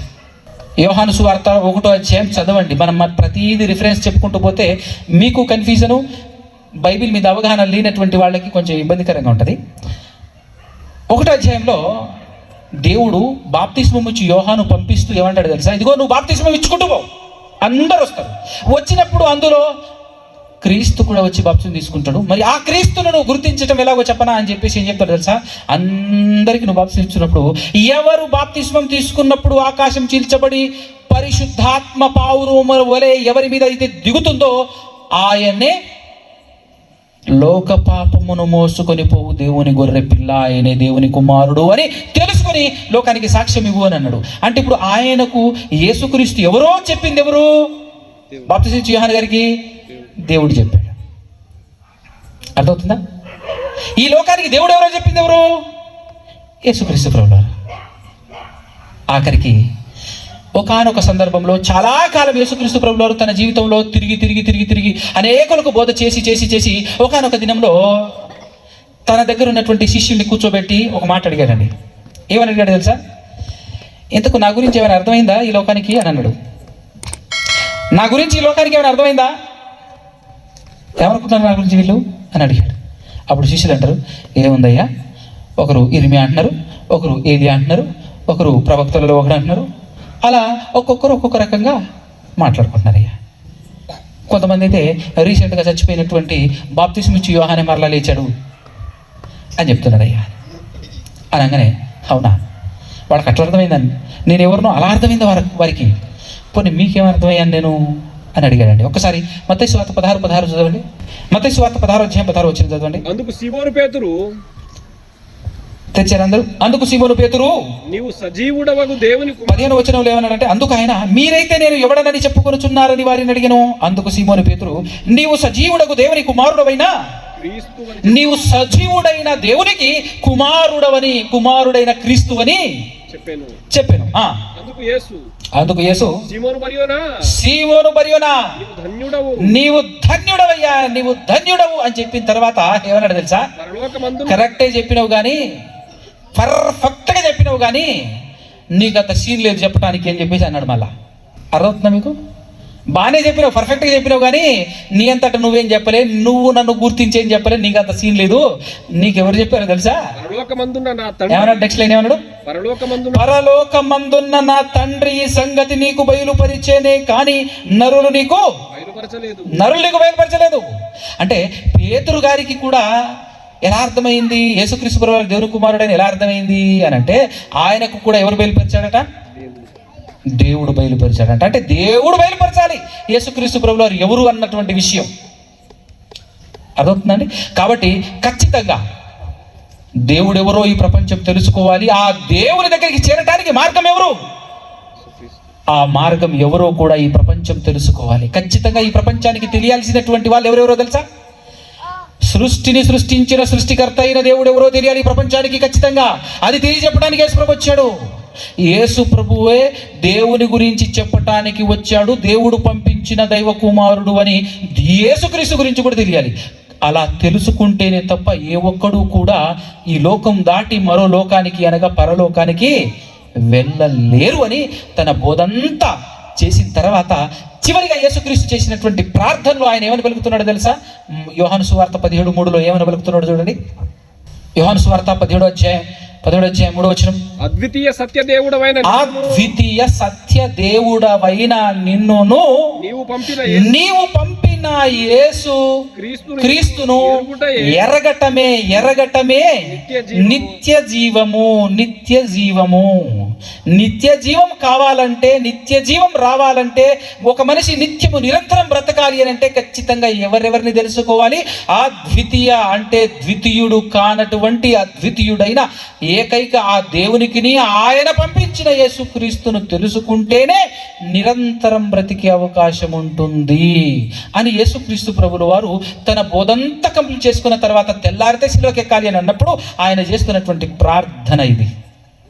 ఒక్క మాటలో చెప్పాలంటే మరణ వాగ్మూలం అని కూడా చెప్పొచ్చు. ఎందుకంటే చివరి మాటలు అట్లనే తీసుకుంటాం కదా మనం. మన ఇంట్లో ఎవరైనా చచ్చిపోతే చివరికి ఏదైనా మాట మాట్లాడాలనుకో, అప్పు చేసైనా ఆ మాట తీర్చడానికి ప్రయత్నం చేస్తాం మనం. ఎందుకు? తన జీవితంలో ఎన్ని మాటలు మాట్లాడినా వాటికి విలువివ్వము, కానీ ఆ సందర్భంలో చివరిలో నాయన నాకు పలానా చోట సమాధి గట్రా కాస్త పాలరాయితో అని చెప్పిపోయాడు అనుకో, అప్పు చేసైనా ఆ పని పూర్తి చేస్తాం. ఆ విధంగా చివరి మాటల్లో యేసుక్రీస్తు ప్రభులు వారు దేవునికి ప్రార్థన చేస్తూ పలికినటువంటి మాట. కానీ మధ్యలో తను బోధ చేస్తున్నప్పుడు కూడా ఇదే మాట ఎలా మాట్లాడాడో తెలుసా? ఒక్కసారి 14:1 చదవండి. 14:1 యోహాను సువార్త 14:1 ఏం చెప్తున్నాడు చూడండి. మీ హృదయమును కలవరపడనీయకుడి. ఫస్ట్ ఏమంటున్నాడు? నీ హృదయమును కలవరపడనీయకుడి. ఎందుకు ఆ మాట అన్నాడు? నీ హృదయాన్ని కలవరపడనీయకు అని ఎందుకు అంటున్నాడు అని అంటే, అట్టనే ఉంటుంది మరి. ఇశ్రాయేలుతో కదా మాట్లాడుతున్నది, వాళ్ళు కలవరపడతారు. మరి కలవరపడకండి అని ఫస్ట్ చెప్పి నెక్స్ట్ ఏం చెప్తున్నాడు చూడండి. దేవుని యందు విశ్వాసం ఉంచుచున్నారు. మీరు దేవుని యందు విశ్వాసం ఉంచుతున్నారు కదా, నా యందును విశ్వాసం ఉంచుడి. అయితే నా యందు కూడా విశ్వాసం ఉంచండి అని అన్నాడు. దేవుని యందు విశ్వాసం ఉంచుతున్నారు కదా, అయితే నెక్స్ట్ నా యందును విశ్వాసం ఉంచుడి. అంటే ఇద్దరి యందు ఉంచాలి విశ్వాసం. ఇంతకు విశ్వాసాలు ఎన్ని? బైబిల్లో విశ్వాసాలు ఏంటండి? ఒకటేనా? తెలుసా? ఒకటే. బైబిల్లో 66 పుస్తకాలు ఉన్నప్పటికీ, 1000 వచనాలు ఉన్నప్పటికీ విశ్వాసం ఒకటే. ఎక్కడుంటుంది అది ఒకటే అని? చదువుతారా? ఎఫెసీయులకు రాసినటువంటి పత్రిక 4వ అధ్యాయం 4 నుంచి చూడండి. ఎఫెసీయులకు రాసినటువంటి పత్రిక 4వ అధ్యాయము 4 నుంచి. శరీరం ఒక్కటే. అంటే శరీరం ఒకటే అంటే ఎవరికైనా శరీరం ఒకటే ఉంటుంది, 2-3 ఉంటాయా? అంటే ఈ శరీరం గురించి కాదండి, సంఘం గురించి మాట్లాడుతా ఉన్నాడు. సంఘం ఒక్కటే. శరీరం అంటే క్రీస్తు శరీరం, క్రీస్తు సంఘం. సంఘం ఒకటే, శరీరం ఒకటే అంటే మీనింగ్ ఏంటంటే అది సంఘం ఒకటే. నెక్స్ట్ ఆత్మయు ఒక్కడే. ఆత్మయు ఒక్కడే. ఆ ప్రకారమే మీ పిలుపు విషయమైన ఒక్కటే నిరీక్షణ యందుండుటకు పిలువబడితిరి. ప్రభువు ఒక్కడే. విశ్వాసము ఒక్కటే. విశ్వాసం ఎన్ని? ఒక్కటే. మరి విశ్వాసం ఒక్కటే అన్నప్పుడు కంగారు పడతాం లేదా? వాళ్ళైనా ఈరోజు మనమైనా. మీరు దేవుని యందు విశ్వాసం ఉంచుతున్నారు, బాగుంది, నా యందు కూడా విశ్వాసం ఉంచండి అన్నాడంటే ఇదేంది? విశ్వాసం ఒకటే కదా, ఇద్దరిని ఎలా విశ్వసించాలి? ఓహో, అంటే ఆయనే ఈయన, ఆయన ఇద్దరిని తండ్రి కుమారుడు అందామా? పోనీ తండ్రి కుమారుడు అనేస్తే పని అయిపోతుంది కదా, విశ్వాసం ఒకటే కదా, ఒకే విధంగా విశ్వసించాలి కదా అని ఒకవేళ అనుకున్నాం అనుకోండి, అప్పుడు ఏం జరుగుతుంది అంటే యేసుక్రీస్తు ప్రభులు వారే 8వ అధ్యాయం 16వ వచనంలో ఏం చెప్పాడు చూడు. యోహాను సువార్త 8వ అధ్యాయం 16వ వచనం స్పీడ్గా. నేను ఒక్కడనై ఉండక నేనును నన్ను పంపిన తండ్రియు కూడా ఉన్నాము గనుక నేను తీర్పు తీర్చినను నా తీర్పు సత్యమే. మరియు ఇద్దరు మనుషుల సాక్ష్యము సత్యమని మీరు చెప్తారు కదా, ఉంది కదా, కాబట్టి మేము ఇద్దరం అన్నాడు. ఓహో, ఒక్కరు గారైతే. ఇప్పుడు సబ్జెక్టు విశ్వాసానికి సంబంధించింది. ఆ విశ్వాసంలోనే నిత్య జీవం ఉంది. అందుకోసమే నేను ఓరల్గా ఉట్టి మాటలు చెప్పకుండా ప్రతి మాటకు వచనం ఎందుకు చూపిస్తున్నాను అని అంటే, జనరల్గా సభలో అలా ఓరల్గా మాట్లాడి కాసేపు కుదిపి అటు ఇటు కదిలించి నవ్వించి కవ్వించి పాఠం అయిపోయిందని చెప్పేసి వెళ్తారు. సో ఇది సభలా కాకుండా క్లాస్లా నేను చెప్తున్నాను. ఎందుకు అని అంటే ఇది విశ్వాసానికి సంబంధించిన మ్యాటర్. ఫస్ట్ మీరు అది గుర్తుపెట్టుకోండి, ఇది విశ్వాసానికి సంబంధించిన మ్యాటర్. ఇందులో కనుక మిస్ అయితే మీకు పరలోకమే మిస్సు. మీరు బ్రతికినన్నాళ్ళు చర్చికి వెళ్ళినా ఉపయోగం ఉండదు.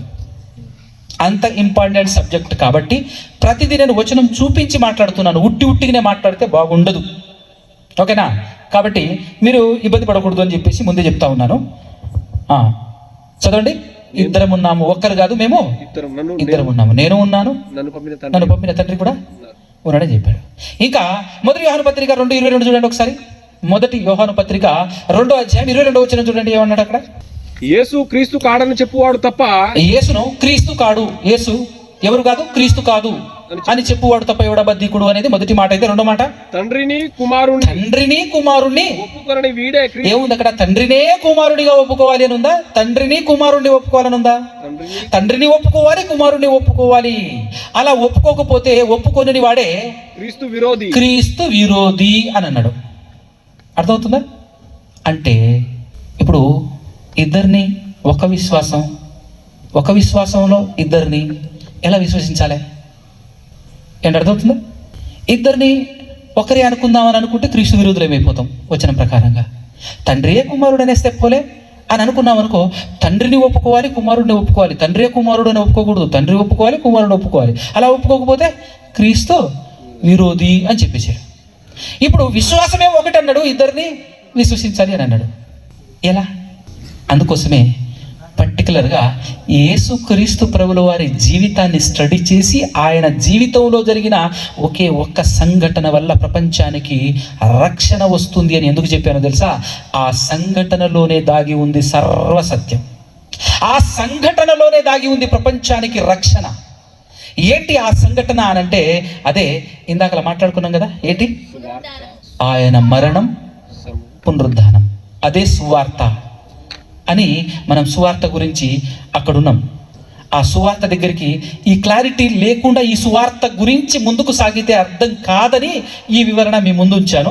ఒక్కసారి ఇప్పుడు 1 కొరింథీ పత్రిక 15వ అధ్యాయంలో ఎన్నో వచనం దగ్గర ఉన్నాం మనం? 3వ వచనం దగ్గర ఉన్నాం. సువార్త గురించి నాకివ్వబడిన ఉపదేశమును మొదట మీకు అప్పగించి తిని అదేమనగా లేఖనముల ప్రకారము క్రీస్తు మన పాపముల నిమిత్తము మృతి పొందెను, పాపముల నిమిత్తము మృతి పొందెను, సమాధి చేయబడెను, లేఖనముల ప్రకారము 3వ దినమున లేపబడెను అన్నాడు. చూడండి, లేపబడెను అని అన్నాడు. ఈ సువార్త ఏందే మనకు ఏముందన్నాడు? రక్షణ ఉంది అని అన్నాడు. దానితో పాటు అండి లూకా సువార్త చివరి అధ్యాయం 24వ అధ్యాయంలో ఒక మంచి మాట ఏమైనా రాయబడి ఉంటుంది అని అంటే, చదవండి ఒకసారి. లూకా సువార్త 24వ అధ్యాయము 46. క్రీస్తు శ్రమపడి 3వ దినమున, అందరూ తెలిసారా? 79 పేజీ నంబర్, లూకా సువార్త 24వ అధ్యాయము 46వ వచనం. వారి మనస్సును తెరిచి మరి మాట్లాడుతున్నాడు యేసుక్రీస్తు ప్రభువారు. క్రీస్తు శ్రమపడి అనే మాట రాశాడు. శ్రమపడి అని అంటే అక్కడ ఏంటి? చనిపోయి, చావులో ఆయన పడ్డదేంటిది? శ్రమే కదా. శ్రమపడి 3వ దినమున మృతులలో నుండి లేచుననియు యెరూషలేము మొదలుకొని సమస్త జనములలో ఆయన పేరిట మారు మనసును పాపక్షమాపణయు ప్రకటింపబడుననియు రాయబడి ఉన్నది. ఈ సంగతులకు మీరే సాక్షులు. అంటే ఎప్పుడైతే ఈ మరణ పునరుద్ధానం అనేది జరిగిందో ఆ తర్వాతనే ఒక విషయం ప్రకటింపబడతా ఉందట. ఒక విషయం ప్రకటింపబడతా ఉంది. ఏంటిది ఆ విషయం? పాప క్షమాపణ అనే విషయం. మనుషుల పాపాలు క్షమాపణ జరగాలి అని అంటే ఖచ్చితంగా యేసుక్రీస్తు ప్రభుల వారు సావాలి, ఆయన రక్తం చిందించాలి. ఆయన రక్తం చిందింపబడక మునుపు బాప్తిస్మం అనేటటువంటిది లేదు. ఒకవేళ ఉన్నా ఆ బాప్తిస్మంలో పాప క్షమాపణ రాదు. బాప్తిస్మం ఇచ్చి యోహాను గారు బాప్తిస్మం ఇచ్చాడు కదా, ఆ బాప్తిస్మం పాప క్షమాపణకు సంబంధించిన బాప్తిస్మం కాదు అని తెలిసి ఎవరికైనా? ఏమండి? ఎందుకంటే అప్పుడు యేసుక్రీస్తు ప్రభువారు కూడా బాప్తిస్మం తీసుకున్నాడు. ఇప్పుడు యేసుక్రీస్తు ప్రభువారు పాపం చేశాడనే తన పాపాలు పోవటానికా బాప్తిస్మం తీసుకున్నది? యేసుక్రీస్తు ప్రభువారు కాదు కదా. అసలు ఆయన పాపమే చేయలేదు కదా. తర్వాత కాలానికి బాప్తిస్మం ఇచ్చి యోహానును బట్టి బాప్తిస్మం తీసుకున్నటువంటి కొంతమంది ఉంటారు. మేము బాప్తిస్మం తీసుకున్నామని అపోల్లో దగ్గర తీసుకొని ఉంటారు. వాళ్ళు, మీ బాప్తిస్మం కరెక్ట్ కాదు, ఆ బాప్తిస్మము పాప క్షమాపణకు సంబంధించింది కాదు, కేవలం మారు మనసుకు సంబంధించింది, కాబట్టి మీరు బాప్తిస్మం తీసుకోవాలి అని అంటాడు. ఎవరు? పౌలు గారు. అపోస్తుల కార్యం 19వ అధ్యాయంలో ఉంటుంది, మీరు రాసుకోండి. 1 నుంచి చదువుకుంటూ వెళ్తే అక్కడ ఆ సందర్భం ఉంటుంది. అంటే బాప్తిస్మం అంటే అర్థం ఏంటో తెలుసా? బాప్తిస్మం అంటే అర్థం ఏంటో తెలుసా అండి? పోనీ సువార్త అంటే ఏంటో చూసాం కదా. సువార్త అంటే చూసాము. సువార్తే బాప్తిస్మం. బాప్తిస్మంలో ఏం జరుగుతుంది? బాప్తిస్మంలో ఏం జరుగుతుందండి? యేసుక్రీస్తు మరణంలో ఏం జరిగింది? మరణ పునరుద్ధానంలో ఏం జరిగింది? చివరి ఘట్టంలో యేసుక్రీస్తు ప్రభుల వారిని మనుషులు చంపేశారు. లేఖనాల ప్రకారంగా ఆయన మన పాపముల నిమిత్తము చనిపోయాను, సమాధి చేయబడెను. తర్వాత లేఖనముల ప్రకారము 3వ దినాన లేపబడెను. లేఖనముల ప్రకారంగా 3వ దినాన లేపబడెను. అర్థమవుతుందా? లేఖనముల ప్రకారము లేపబడ్డాడు అంటే సమాధి చేయటం, లేఖనముల ప్రకారం తిరిగి. ఇదే కదా బాప్తిస్మం, ఇదే కదా సువార్త. అర్థమవుతుందా? సువార్త. ఇప్పుడు విశ్వాసం ఎక్కడ ఉంచాలి?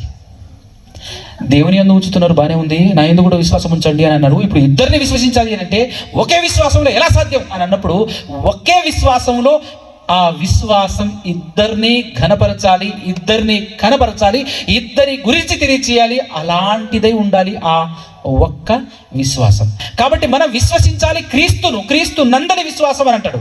క్రీస్తు నందలి విశ్వాసమే మనల్ని రక్షిస్తుంది, మనల్ని నిత్య జీవం వైపుకు నీతిమంతులుగా మనల్ని తీర్చిదిద్దుతా ఉంది. ఒక్కసారి రోమీలకు రాసినటువంటి పత్రిక 3వ అధ్యాయంలో 1-2-3 వచనాలు చదివితే ఒక క్లారిటీ వస్తుంది చూడండి.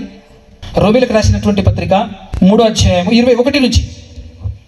ఇట్లుండగా ధర్మశాస్త్రమునకు వేరుగా దేవుని నీతి బయలుపడుచున్నది, దానికి ధర్మశాస్త్రమును ప్రవక్తలును సాక్ష్యమిచ్చుచున్నారు. అంటే ధర్మశాస్త్రానికి వేరుగా ఒక నీతి బయలుపడుతుందట. ఏ నీతి? దేవుని నీతి బయలుపడుతుంది ధర్మశాస్త్రానికి వేరుగా. ధర్మశాస్త్రానికి వేరుగానే బయలుపడుతుందని ధర్మశాస్త్రం కూడా సాక్ష్యం ఇస్తుంది, ప్రవక్తలు కూడా సాక్ష్యం ఇచ్చుచున్నారు అని చెప్తున్నారు. ఇంతకు ఏంటిది అని అంటే అది 22వ వచనం. అది యేసుక్రీస్తు నందలి విశ్వాసం మూలమైనదై నమ్ము వారందరికీ కలుగు దేవుని నీతి అయి ఉన్నది. ఏ భేదమును లేదు, అందరూ పాపము చేసి దేవుడు అనుగ్రహించు మహిమను పొందలేక పోచున్నారు. ఎందుకు? ఆ పాపం అంటే ఏంటో చెప్పాను ఇందాక, స్టార్టింగ్లోనే చెప్పాను. పాపం అంటే ఏంటి? ప్రతోడు ఏదో ధర్మానికి సంబంధించిన వాడనని చెప్పుకుంటాడు, కానీ ఫైనల్గా ఎవరిని నమ్మి బతుకుతుంటాడు? ఎవరిని అనుసరిస్తుంటాడు? మనసును నమ్మే బతుకుతుంటాడు. నీ మనసును అనుసరించటం, నీ శరీర కోరికలు, నీ మనసు యొక్క కోరికలు నెరవేర్చటమే పాపం. నీ ఇష్టానుసారంగా నువ్వు బతకకూడదు ఈ భూమిపైన అనేది దేవుడు పెట్టినటువంటి రూల్. బతికితే బతుకుతూ ఆ తర్వాత తీర్పు ఉంటుంది అని చెప్పాడు. బ్రతికితే బ్రతుకు నీ ఇష్టానుసారంగా. ఎందుకు మన ఇష్టానుసారంగా మనం బ్రతకకూడదా? మనసుకు తోచినట్టు మనసుకు యొక్క కోరికలు, శరీరం యొక్క కోరికలను అనుసరించి బ్రతకకూడదా అనంటే, ఈ శరీరం నీది కాదు, లోపల ఈ శరీరాన్ని ఆడించే ఆత్మ నీది కాదు, నడుస్తున్న భూమి నీది కాదు, కురుస్తున్న వర్షం నీది కాదు, పీలుస్తున్న గాలి నీది కాదు. భూమి పండుతుంది, భూమిలో పండే గుణాన్ని పెట్టింది నువ్వు కాదు. ప్రపంచంలో నాది అనుకోవటానికి ఏదియో నీకు లేదు. ఇక్కడ నీకు సమస్తమును దయచేసిన వాడు దేవుడు. ఆ దేవుడు ప్రేమతో నిన్ను స్వతంత్రంగా బ్రతుకు అన్నప్పుడు దేవుని పైన ఇష్టం పెంచుకొని, ప్రేమ పెంచుకొని, ఆయన కోసం ఆయన్ని ప్రేమిస్తూ బ్రతకటమే నిజమైన స్వాతంత్రం. అలా బ్రతికితేనే మన జన్మకు సార్థకం. అలా కాకుండా మన మనసుకు తోచినట్టు నచ్చినట్టు బ్రతికితే పోతాం నరకానికి. అందుకోసమే ప్రపంచానికి రండి, ప్రపంచ ప్రజలందరూ రండి. ఎక్కడికి? విశ్వాసం దగ్గరికి. క్రీస్తు నందలి విశ్వాసం మనుషులను నీతిమంతులుగా తీరుస్తుంది అని చెబుతూ నెక్స్ట్ 26లో చెప్పాడు చూడు. క్రీస్తు యేసు రక్తము నందలి విశ్వాసము ద్వారా, క్రీస్తు యేసు రక్తము నందలి అన్నాడు చూడండి. క్రీస్తు యేసు రక్తము నందలి విశ్వాసం అంట. రక్తం అంటే ఏంటి? మొన్న రీసెంట్గా చెప్పాను నేను. రక్తం అంటే ప్రాణం. రక్తం అంటే ప్రాణం. దానికి ఆదికాండం 9వ అధ్యాయంలో ఉన్నటువంటి 4వ మాట చూపించారు. రక్తమే ప్రాణం అంటాడు దేవుడు. సో ఇప్పుడు రక్తమందలి విశ్వాసం అన్నాడు. పర్టికులర్గా చెప్పాడు చూడు. యేసు నన్ను విశ్వసించు అని అన్నాడు. విశ్వాసం వినుట వల్ల వస్తుంది, ఇది క్రీస్తు గురించి వింటే వస్తుంది అన్నాడు. నువ్వేం వినాలి? క్రీస్తుకు రక్తానికి సంబంధించిన సంఘటన గురించి నువ్వు వినాలి. క్రీస్తు నందలి విశ్వాసం అంటే ఎక్కడ విశ్వసించాలంటే, క్రీస్తు కార్చిన రక్తం, క్రీస్తు పోసిన ప్రాణం ఎక్కడైతే జరిగిందో అందులో దానిని బట్టి నీకు నమ్మకం, విశ్వాసం అనేటటువంటిది రావాలి. ఎలా నమ్మాలి అని అన్నప్పుడు చాలా పర్టికులర్గా అంటే బైబిల్ ప్రతి విషయం క్షుణ్ణంగా మనకు నేర్పించింది. కాకపోతే ఆ విధంగా నేర్చుకోకుండా ఎవరికి ఇష్టం వచ్చినట్టు వారు ఈరోజు విశ్వసిస్తున్నారు. ఇప్పుడు నువ్వు దేన్ని బట్టి విశ్వసించాలి క్రీస్తును అని ఎవరైనా అడిగితే మన దగ్గర జవాబు ఉందా? ఒక క్రైస్తవంగా మనం చెప్పగలమా? పోనీ మనమందరం విశ్వాసముగా పిలువబడుతున్నాం ఈరోజు. ఏంటి నీ విశ్వాసం ఒక్కసారి చెప్పు అని అంటే జవాబు చెప్పగలిగేటటువంటి స్థితిలో మనం ఉన్నామా? ఏంటంటే నీ విశ్వాసం ఏంటి అని అడిగారు అనుకో, ఏంటి మన దగ్గర ఉన్నటువంటి జవాబు? చెప్పగలరా ఎవరైనా? నీ విశ్వాసం ఏంటో చెప్పలేము. అసలు దేన్ని బట్టి విశ్వసించావు నువ్వు అని అంటే చెప్పలేము. కానీ ఈరోజు వాటికి సమాధానం చెప్పి నేను పాట ముగించేస్తాను. ఎక్కువసేపు ఏం తీసుకోను, అయిపోయింది, ఆల్మోస్ట్ ఆల్ కంక్లూజన్లో ఉన్నాను. దేన్ని బట్టి, ఏ విషయాన్ని బట్టి, ఎక్కడ మనం విశ్వసించడానికి మనకు ఆధారం ఎక్కడ దొరికింది అని అంటే, ఒక్కసారి ఎఫెసీయులకు రాసినటువంటి పత్రిక 1వ అధ్యాయం 17 నుంచి 19 వరకు కలిసి ఉంటాయి ఆ మాటలు. ఒక్కసారి చూడండి ఎంత బాగుంటాయో. మరియు మీ మనోనేత్రము వెలిగింపబడినందున మనోనేత్రాలు, మానవ నేత్రాలు వేరు, మనోనేత్రాలు వేరు. మనోనేత్రాలు వెలిగింపబడినందున ఆయన మిమ్మును పిలిచిన పిలుపు. ఆయన అంటే ఎవరు ఇక్కడ? ఆయన అంటే ఎవరు తెలుసా? దేవుడు. ఆయన దేవుడు మిమ్మును పిలిచిన పిలుపు వల్లనైనా నిరీక్షణ ఎలాంటిదో పరిశుద్ధులలో ఆయన స్వాస్థ్యము యొక్క మహిమ ఐశ్వర్యం ఎలాంటిదో ఆయన క్రీస్తు నందు, బాగా వినండి, ఇందాక క్రీస్తు నందు విశ్వాసమే కదా మనకు కావాల్సింది. క్రీస్తు నందు, ఆయన అంటే దేవుడు, క్రీస్తు నందు వినియోగపరిచిన బలాతిశయమును బట్టి విశ్వసించు మన యందు ఆయన చూపుచున్న తన శక్తి యొక్క అపరిమితమైన మహత్యం ఎట్టిదో అన్నాడు. అంటే దేన్ని బట్టి విశ్వసించాలి మనం ఈరోజు? క్రీస్తు నందు దేవుడు వినియోగపరిచిన బలాతిశయాన్ని బట్టి విశ్వసించాలట. అలా విశ్వసించినటువంటి వారికి ఏం జరుగుతుంది?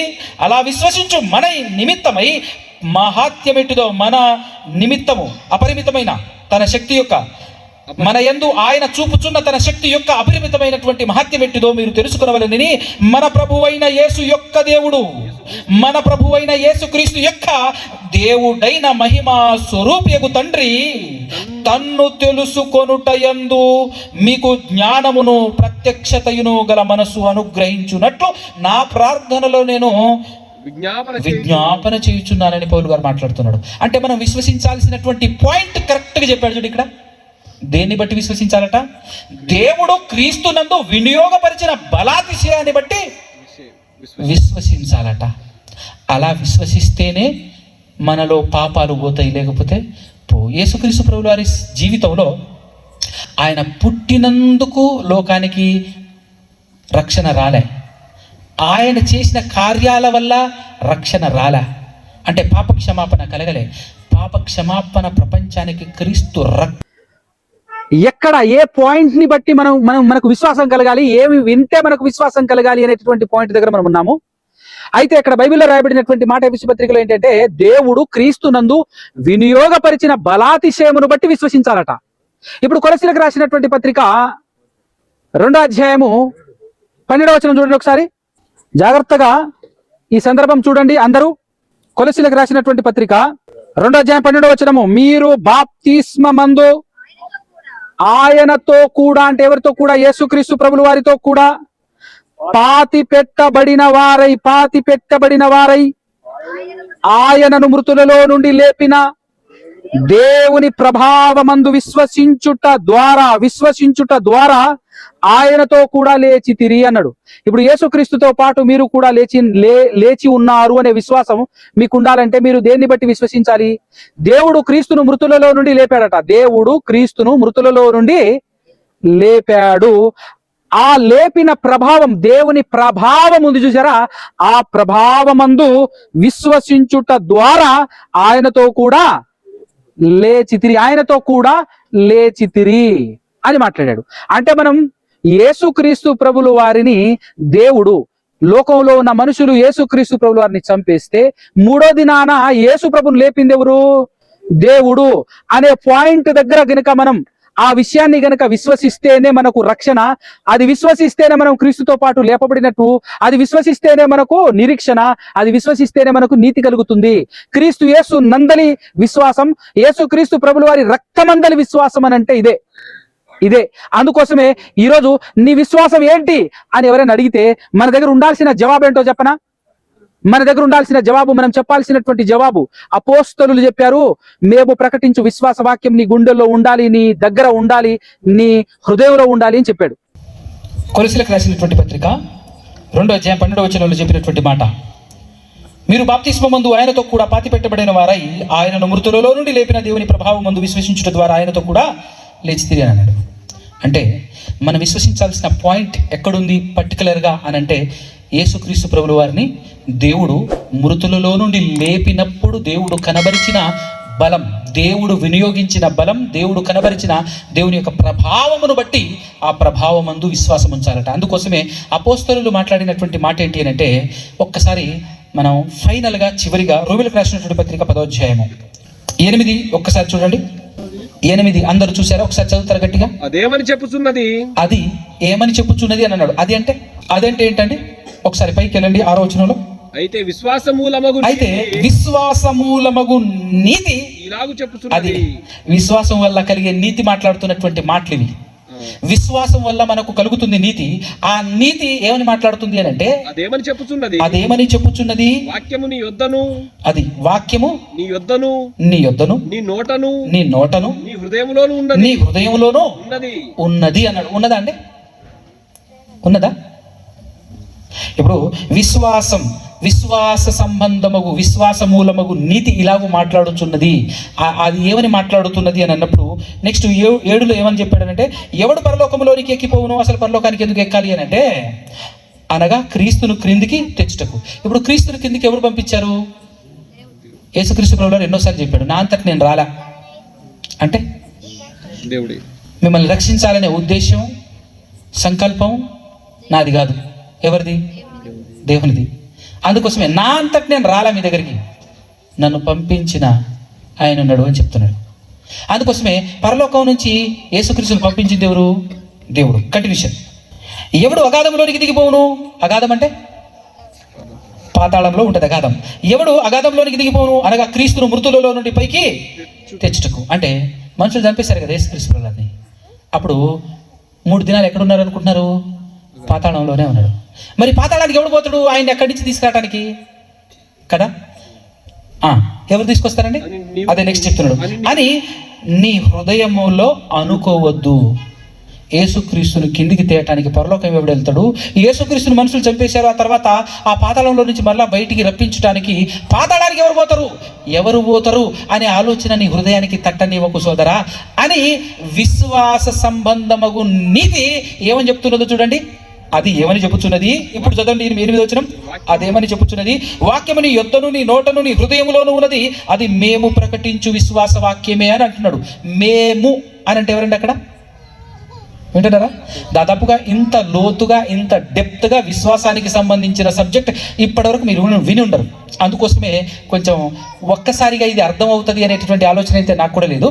సో జాగ్రత్తగా వినండి. ఇక్కడ మేము అంటున్నది ఎవరో తెలుసా? అపోస్తలులు.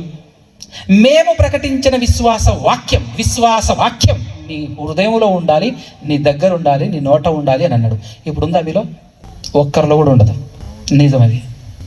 ఎందుకు అనంటే నిన్ను రక్షించేది అదే. అపోస్తలులు ప్రకటించిన విశ్వాస వాక్యం నీ హృదయంలో ఉండాలి. ఏంటిది ఇంతకు అది అని అంటే నెక్స్ట్ లైన్ కంటిన్యూషన్ చూడండి. అదేమనగా అదేంటంటే అని చెప్తున్నాడా? యేసు ప్రభువు అని నీ నోటితో ఒప్పుకొని, యేసు ప్రభువు అని నీ నోటితో ఒప్పుకొని దేవుడు మృతుల్లో నుండి ఆయనను లేపెనని, దేవుడు మృతులలో నుండి ఆయనను అంటే ఎవరిని?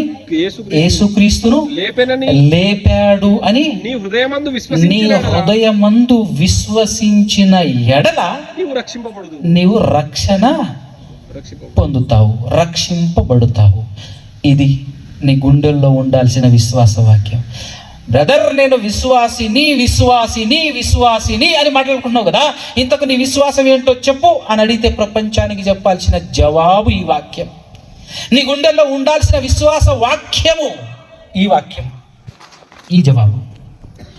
ఏమని విశ్వసిస్తే రక్షణ అట? యేసును ప్రభువు అని నీ నోటితో ఒప్పుకొని, ఆ యేసు ప్రభువును మనుషులు చంపేశారు, చంపేస్తే ఆయనను మృతులలో నుండి దేవుడు 3వ దినాన తిరిగి లేపాడు అని విశ్వసించాలంట. విశ్వాసం ఒక్కటే. ఒకే విశ్వాసంలో ఇద్దరు కనపడుతున్నారు. చూడు ఎంత అద్భుతంగా ఉందో. కనబడుతున్నారు లేదా?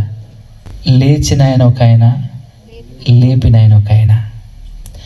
మనం విశ్వసిస్తే మన విశ్వాసం ఎట్లుండాలంటే ఇద్దరిని రిప్రజెంట్ చేయగలగాలి, ఇద్దరిని చూపించగలగాలి అద్భుతంగా, వాక్యానుసారముగా వాళ్ళ ఉనికిని తెలియచేస్తూ, మరి వాళ్ళ అసలు సిసలైన శాశ్వతమైన ఉనికిని తెలియచేస్తూ ఇద్దరిని చూపించగలిగే ఏకైక విశ్వాసం అన్నమాట.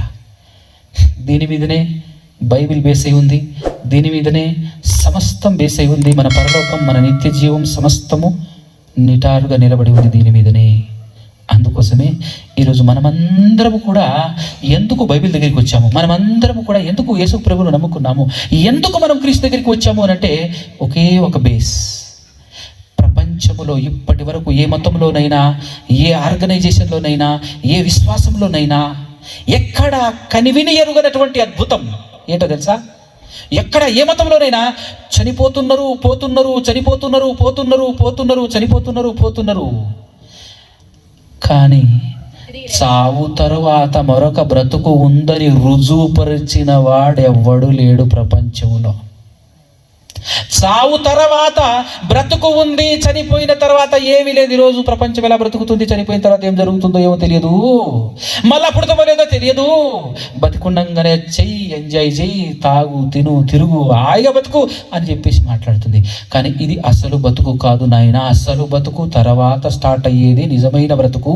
అదే నిజమైన అసలు సిసలైనటువంటి బ్రతుకు అనేటటువంటి విషయాన్ని ప్రపంచానికి చూపించింది ఎవరో తెలుసా? దేవుడు. ఎవరు? ఎలా? ఒక్కసారి మాట చదువుకుందాం, ముగించుకుందాం. అపోస్తల కార్యం 17వ అధ్యాయం. ప్రపంచానికి అద్భుతమైన విశ్వాసం, ఆ విశ్వాసానికి ఆధారం అది చూసుకొని పాట ముగించేసుకుందాం. 17వ అధ్యాయం అపోస్తల కార్యము 30-31 చదవాలండి. ఆ అజ్ఞాన కాలములలో దేవుడు చూసి చూడనట్టుగా ఉన్నాడట.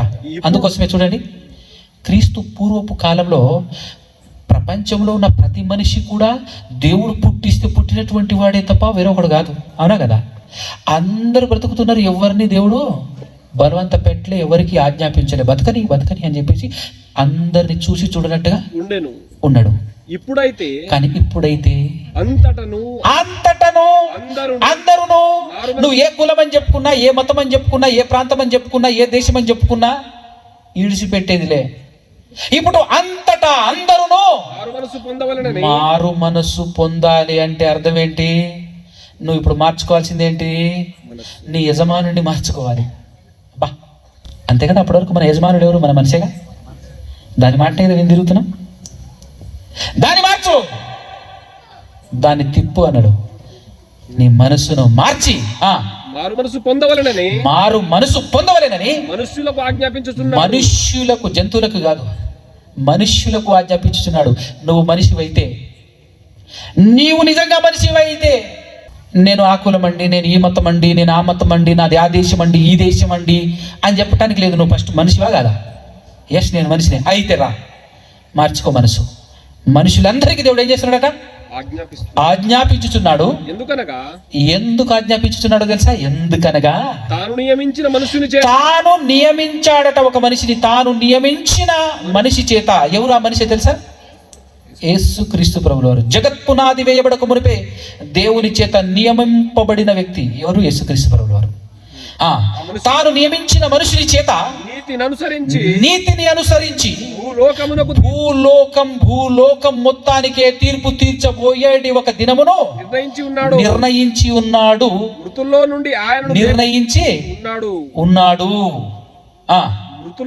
మృతులలో నుండి ఆయనను లేపినందున దీన్ని నమ్ముటకు అందరికి ఆధారం కలగజేసి ఉన్నాడు. ఈరోజు ప్రపంచమే దేవుని దగ్గరికి రావటానికి క్రీస్తు ఆధారం. అందుకోసమే దేవుణ్ణి విశ్వసించాలంటే, దేవుణ్ణి విశ్వసించటానికి విశ్వాసం అనేటటువంటిది లేదు ఇంతకు ముందు. ఆ విశ్వాసాన్ని నిర్మించింది యేసుక్రీస్తు ప్రభుల వారు గనుక విశ్వాసమునకు కర్త. దేవుణ్ణి నమ్మాలంటే యేసుక్రీస్తు ద్వారానే నమ్మాలి. దేవుణ్ణి నమ్మటానికి ఆధారమే యేసుక్రీస్తు ప్రభుల వారు. మరొక బ్రతుకు ఉందని దేవుడు ఎలా చూపించాడో తెలుసా? క్రీస్తును తిరిగి లేపి చూపించాడు ప్రపంచానికి. ఇంకొక బ్రతుకుంది నాయన అని. కాబట్టి ఇప్పుడు దేవుణ్ణి ఖచ్చితంగా నమ్మాలి. అది క్రీస్తు ద్వారా నమ్మాలి. క్రీస్తు ద్వారా మనం విశ్వాసులు అవ్వాలి. ఎవరికి విశ్వాసులు అవ్వాలి? దేవుని యందు విశ్వాసం. దేవునికి విశ్వాసులు అవ్వాలి క్రీస్తు ద్వారా. మొదటి పేతురు పత్రిక 1:20 ఈ మాట ఉంటది. 1:20 ఆయన అంటే యేసుక్రీస్తు ప్రభువు వారు జగత్తు పునాది వేయబడక మునిపే నియమింపబడెను గాని తన్ను మృతుల్లో నుండి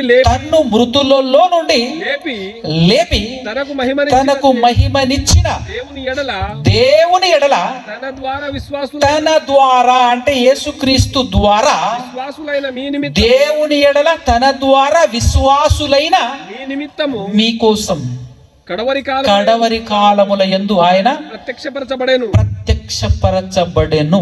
ఎందుకు ప్రత్యక్షపరచబడ్డాడు అని అంటే కడవరి కాలంలో ఆయన ద్వారా మనం దేవుని యందు విశ్వాసం ఉంచాలి. క్రీస్తు ద్వారా దేవునికి విశ్వాసులము అవ్వాలి మనము. మీ విశ్వాసమును చూసారా, ఒక హైలైట్ పాయింట్ ఏంటంటేనండి, ఈరోజు ప్రపంచములో మా మతంలో దేవుడు ఉన్నాడు, మా మతంలో దేవుడు ఉన్నాడు, మా మతంలో దేవుడు ఉన్నాడు అని అంటున్నారు. కానీ ఏ మతంలో లేదు ఆధారం. చనిపోయిన తర్వాత మరొక బ్రతుకు ఉంది అని ప్రాక్టికల్గా చూపించిన ఆధారం ఏది? ఈరోజు ప్రపంచవ్యాప్తంగా ఎంతమంది పుట్టుకొస్తున్నారో అంతమంది ఆహుతి అయిపోయారు సావుకి. దాని బంధకాల్లో నుంచి ఎవడైనా బయటకు వచ్చాడా? ఎక్కడ బయటికి వచ్చినటువంటి దాఖలాలు కనబడ్డాయా? ఎక్కడా లేదు. అందుకోసమే యేసుక్రీస్తు ప్రభుల వారి ద్వారా ప్రపంచానికి దేవుడు చూపించాడు నేను ఇక్కడున్నానని. క్రైస్తవ్యములో ఉన్నాడు ప్రపంచాన్ని సృష్టించిన సృష్టికర్త అయిన దేవుడు. రండందరూ ఏ భేదము లేకుండా క్రీస్తు దగ్గరికి రండి, క్రీస్తు ద్వారా విశ్వాసులు అవ్వండి. ఈ విశ్వాసమే మిమ్మల్ని అందరినీ పరలోకం చేరుస్తుంది, నిత్య జీవం అందిస్తుంది. అందుకోసమే మనకు ఉండాల్సిన నిరీక్షణ ఎలాంటిదో వన్ లైన్ 1 కొరింథీ పత్రిక 6:14 చదువుకొని ప్రార్థన చేసుకుందాం. దేవుడు ప్రభువును లేపెను, మనలను కూడా తన శక్తి వలన లేపును. ఏమర్థమవుతుందా? దేవుడు ఎవరిని లేపాడు? మన ప్రభువును లేపాడు. దేవుడు ప్రభువును లేపెను, మనలను కూడా తన శక్తి వలన లేపుతాడంటవా? ఆ నిరీక్షణతోనే కదా ఇక్కడ దానికి వచ్చాము, అవునా కదా? క్రీస్తుని ఎందుకు నమ్మాము, క్రీస్తు దగ్గరికి ఎందుకు వచ్చాము అని అంటే క్రీస్తుని లేపిన దేవుడు నన్ను కూడా లేపుతాడు అనే నిరీక్షణ ఉంటే సరిపోదు. క్రీస్తు ఎలా బ్రతికాడో ఆయన అడుగు జాడల్లో అడుగులేస్తూ బ్రతికితే తప్ప ఆయన మనల్ని లేపాడు. ఎందుకంటే యేసుక్రీస్తు ప్రభుల వారు బ్రతికిన బ్రతుకును బట్టి యేసుక్రీస్తు ప్రభుల వారిని దేవుడు లేపాడు. హెబ్రీ పత్రిక చదవకండి. హెబ్రీ పత్రిక 5:9-5:7 ఏముంటది? ఆయన శరీరధారిగా ఉన్నప్పుడు మహారోదనముతోను కన్నీళ్లతోను తను మరణము నుండి రక్షింపగల దేవునికి ప్రార్థనలను యాచనలను సమర్పించి భయము భక్తి కలిగి ఉన్నందున ఆయన అంగీకరింపబడెను అనే మాట ఉత్తిగానే రాయలే, అది నిజం. ఆ విధంగా ఆయన బ్రతికాడు కాబట్టి ఆయనను దేవుడు లేపాడు. మరి నువ్వు అలా బ్రతికితేనే లేపుతాడు. అందుకోసం యేసుక్రీస్తు ప్రభువు వారు మన కొరకు శ్రమపడి బాధపడి మనము తన అడుగు జాడల యందు నడుచుకున్నట్లు మనకు మాదిరి ఉంచి పోయిను. మరి మనం ఆయనలా బ్రతుకుతున్నామా? ఆయనను అనుసరిస్తున్నామా? అసలు ఆయన అనుసరించడమే క్రైస్తవ్యం. ఫస్ట్ విశ్వాసాన్ని నిర్మించింది ఆయన అయితే అదే విశ్వాసాన్ని కొనసాగిస్తూ మనం సాగాలి. దాన్నే నమ్మి మనం ఆయనను చూస్తూ నడవాలి. ఆయన బ్రతికినట్టు బ్రతకాలి. అందుకోసమే ప్రభువా అని వస్తే ఏ ప్రయోజనం ఉండదు. పరలోకమందున నా తండ్రి చిత్తం నెరవేర్చువాడే పరలోక రాజ్యంలో చేరుతాడు అని చెప్పాడు యేసుక్రీస్తు ప్రభువు వారు. కాబట్టి నువ్వు విశ్వసించుచున్న విశ్వాసం ఫస్ట్ సరి చేసుకుంటేనే క్రీస్తును అనుసరించగలం, వెంబడించగలం. క్రైస్తవ్యం అంటే క్రీస్తును అనుసరించటం, వెంబడించటం. కాబట్టి పిల్లరా, ఇలాంటి విశ్వాసంలోనే రక్షణ ఉంది, ఇలాంటి విశ్వాసంలోనే నిత్య జీవం ఉంది. నిత్య జీవం కలిగిన విశ్వాసం ఒకవేళ ఈ రోజే కొత్తగా మీరు వింటూ ఉంటే ఇప్పటి వరకు మన విశ్వాసులం కాము. నిన్ను రక్షించే విశ్వాసం నీకే తెలియకపోతే ఉట్టిగానైతే చెప్పరు కదా అపోస్తలులు, మేము ప్రకటించు ఈ విశ్వాస వాక్యం నీ హృదయంలో ఉండాలి, నీ దగ్గర ఉండాలి అని అంటున్నారంటే అర్థం ఏంటి? ఆ విశ్వాసం వలననే నీకు రక్షణ. సువార్త అదే, విశ్వాసము అదే, బాప్తిస్మము అదే. సువార్త వినటం, విశ్వాసం ఎస్ అని నమ్మటం, దాన్ని క్రియరూపం దాలిస్తేనే బాప్తిస్మం. విశ్వాసంలో కూడా సువార్తలో కూడా సమాధి చేయబడటం, తిరిగి దేవుని చేత లేపబడటం ఉంది. విశ్వాసంలో కూడా యేసుక్రీస్తును మృతులలో నుండి దేవుడు లేపాడు అనే విశ్వాసం ఉండాలి. బాప్తిస్మంలో కూడా నువ్వు నీళ్ళల్లో పాతి పెట్టబడాలి, క్రీస్తును పాతి పెట్టినట్టు పాతి పెట్టి క్రీస్తుని తిరిగి లేపినట్టు లేపబడాలి. అది బాప్తిస్మం అంటే వీడియో రూపం అన్నమాట. స్టోరీ వినటం, రాసుకోవటం, తర్వాత సినిమా తీయటం అన్నట్టు ఉంటుంది. 3 ఒకటే: సువార్త, విశ్వాసం, బాప్తిస్మం.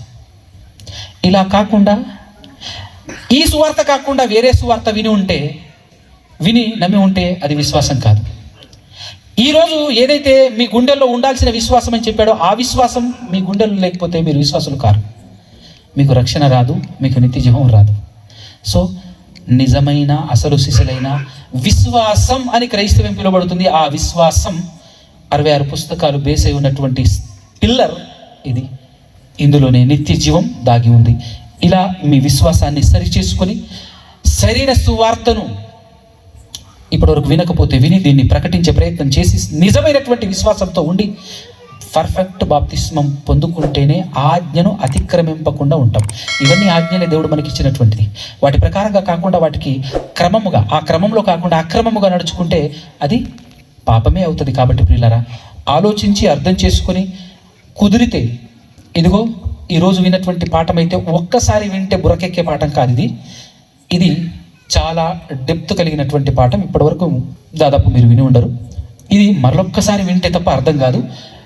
1కి 10 సార్లు మీరు వినాలి అని అంటే FJCM మిర్యాలగూడ అని యూట్యూబ్లో కొడితే నా ఛానల్ వస్తుంది. ఆ ఛానల్లో ఇలాంటి వీడియోలు బోలెడని ఉంటాయి. నా ఛానల్లో ఉండే వీడియోలన్నీ కూడా కథలు, కల్పన, వాక్యాలు ఉండవు. వచనం టు వచనం ఇలానే ఉంటుంది. మీకు ఎవరికైనా నా ఛానల్కి సంబంధించిన విజిటింగ్ కార్డు కావాలి అంటే ఇది తమ్ముడు దగ్గర ఉంది, ఇక్కడ వచ్చి తీసుకోవచ్చు. కావాలి అనుకునేటటువంటి వారు, రాసుకోవాలనుకునేటటువంటి వాళ్ళు రాసుకోండి. గుర్తుపెట్టుకోండి. FJCM అంటే followers of Jesus Christ ministries Miryalaguda అని యూట్యూబ్ ఛానల్లో నా ఛానల్ ఉంటుంది. అందులో చాలా వీడియోలు, దాదాపు 1300 వీడియోలు ఉంటాయి. అందులో ఇలాంటి విషయాలు చాలా చాలా చెప్పాను. విని సరి చేసుకొని సరైన విశ్వాసంలో నిలబడి, ఎందుకంటే విశ్వాసులకే పౌలు గారు రాస్తూ మీరు విశ్వాసం కలిగి ఉన్నారో లేరో చెక్ చేసుకోండి అన్నాడు. తప్పులేదు, సరి చేసుకోవటంలో. బతికున్నప్పుడే అవకాశం, చచ్చిపోయిన తర్వాత మనకు ఏ అవకాశం ఉండదు, సరాసరి నరకానికి వెళ్ళిపోతాం.